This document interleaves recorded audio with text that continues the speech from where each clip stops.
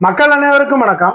சமீபத்தில் தமிழக முதல்வர் மு.க.ஸ்டாலின் அவர்கள் சட்டமன்ற எதிர்க்கட்சி தலைவர் மற்றும் முன்னாள் முதல்வர் திரு எடப்பாடி பழனிசாமி அவர்களை பார்த்து சொல்றாரு, அவர் சாதா பழனிசாமி இல்ல, தி கிரேட் 10 தோல்வி பழனிசாமின்னு.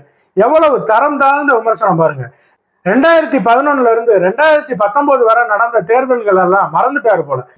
ஆமா, நீங்க சொல்ற மாதிரி அவர் தோல்வி பழனிசாமி தான். நடிகர்களை வச்சு கவர்ச்சி காமிச்சு ஆட்சியை நடத்தாம விட்டாருல, அதுல அவர் தோல்விதான். ஊடகங்களை தன் கைக்குள்ள வச்சுக்கிட்டு தமிழ்நாட்டுல நடக்கிற ஆட்சி சிறந்த ஆட்சின்னு பொய் பிரச்சாரம் பண்ணாம விட்டார்ல, அதுல அவர் தோல்விதான்.